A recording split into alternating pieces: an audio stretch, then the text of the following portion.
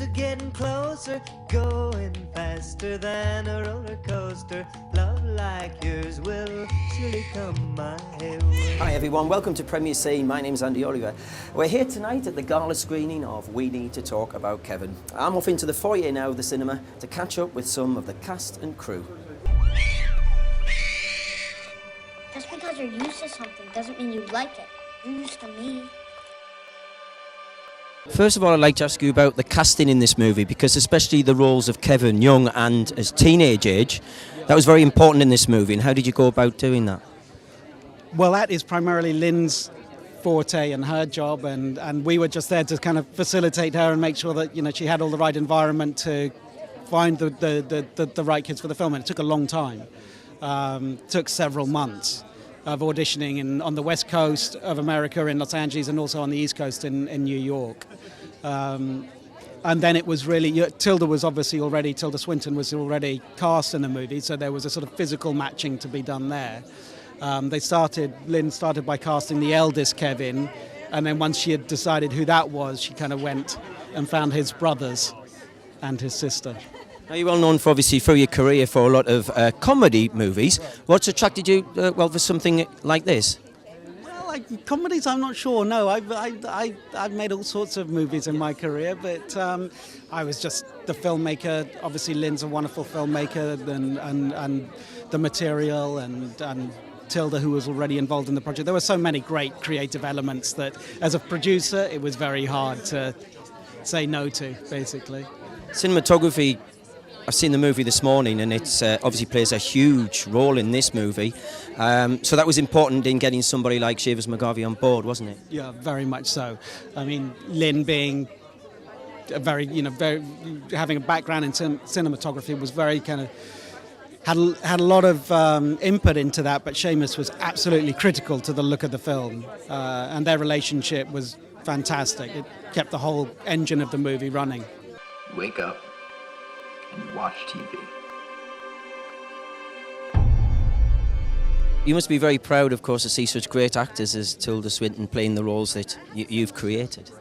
Yes, and it's not just because Tilda is a celebrity. She's just beautiful in the part. She brings so much to it. She obviously threw herself into it. And, I don't have any idea what she was paid, but I have every confidence that this was an act of love and not avarice. Absolutely. And Ezra's terrific. Ezra Miller makes a fabulous adolescent Kevin, and I think that the earlier Kevins, the younger ones, are also very well cast. And John C. Reilly is good. I mean, I don't have a problem with any of the casting, really. How did you feel when you first saw the actual screening? Did it bring out a lot of emotion in you as to how you'd written the book? I was quite moved by the film. I love the ending. And the ending of the book is very important to me. It ends on a particular and unexpectedly uplifting note, which in such a grim book you don't see coming. And somehow Lynne pulls off exactly the same thing. You know, it's been a rather grisly journey, but in this instant, there's this a moment of passion and coming together, and it's not forced, and it's not in the slightest bit sentimental, and it's a great acting performance on Ezra's part. How close is the movie to your novel, do you personally think? It's remarkably faithful. It has to cut a lot, of course, because the book is 400 pages long, so you couldn't film the whole thing, or the poor audience would never leave the theater. But most of the scenes that are in the film are also in the book. She uses a number of passages of dialogue that are in the book. And obviously, for me as the author, those are the moments that are most satisfying. Where did the idea come from as a novel in the first place when you were writing it? I was at the end of my reproductive cycle, but not quite. And I could still have a kid, and I was trying to decide, would I ever become a mother? And while I was examining this, other people's children were shooting up their high schools. So when I started asking myself what I was afraid of in becoming a mother, all I had to do was look to the United States, and that was what I was afraid of. How do you think the audience will feel when they come out of the movie? I saw it this morning, and I thought it was a roller coaster of emotions, personally. Is that the intention? Yes, I think it leaves you hard up for words. I've been in an audience twice now, and each time when people walk out, they don't say anything. Yeah. And that's great. You know, you can tell that people have been through something, which is what you want from a film as well as from a book.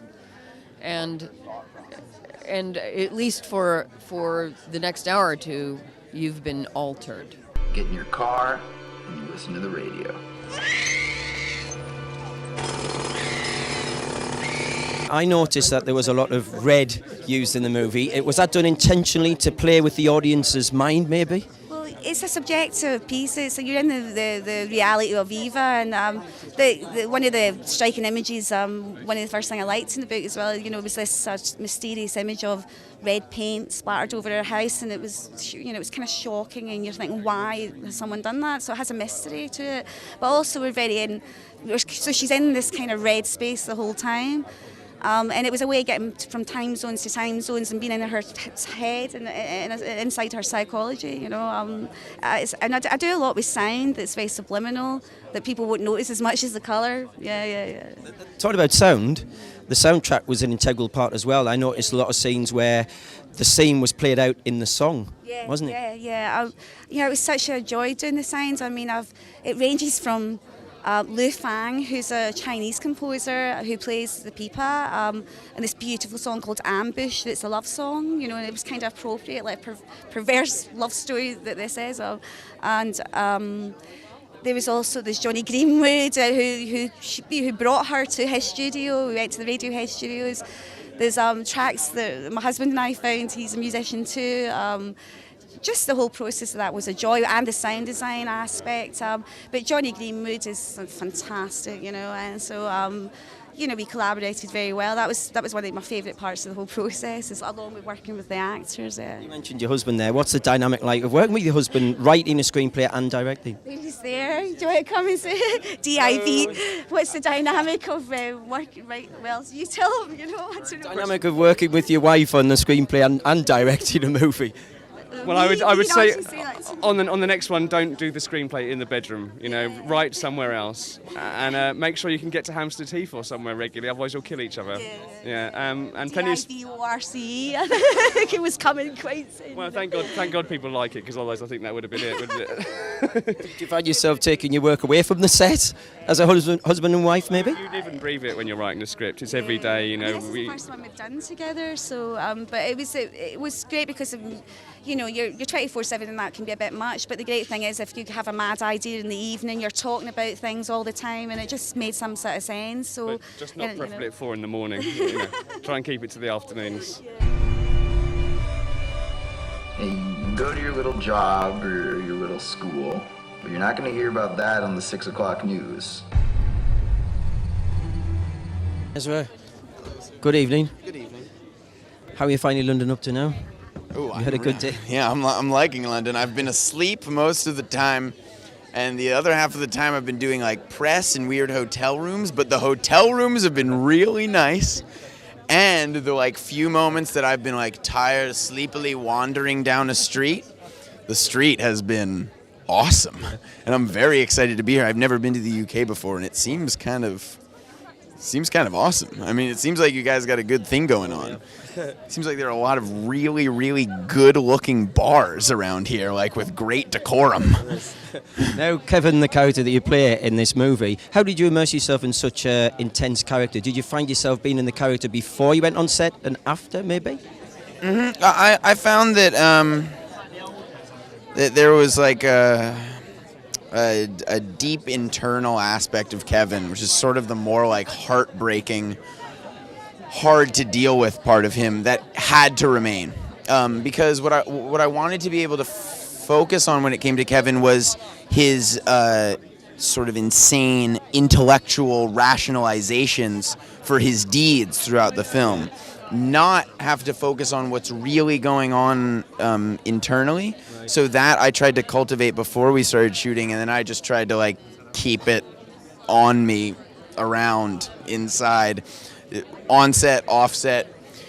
lying awake in the hotel room alone and in the dark, and yeah, this is for the 30 days. I pretty much tried to keep that internal condition. I could let down the rationalization, the intellectual Kevin. I could let him go and think as myself, but my body had to remain Kevinish. As a young actor, you're obviously working with some legends of the big screen. Is there anything you can take forward from this role into your future roles as you go forward in your career? Yeah, I think there's a lot. I mean, there's been so much to learn over these past few films that I feel like I'll be slowly digesting it probably for the rest of my career as a working artist. The central thing is that you don't, effort does not equal a performance. This is sort of one of the main lessons that Tilda gives without giving a lesson, without teaching anything. She sort of just naturally shows this, is that it's actually an effortless performance that are going to allow your natural capacities to realize a character in a given moment. Not the intensive effort of research and this and that. I mean, it's got so bad that half the time the people on TV. Well, we spoke to the cast and crew of the movie, including the talented Mr. Ezra Miller just behind me. So join me next time for more news and reviews here at Premier Scene. They're watching TV.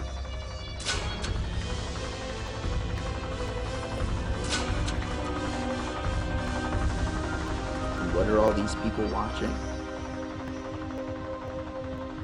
People like me. Doesn't Kevin go to Gladstone High?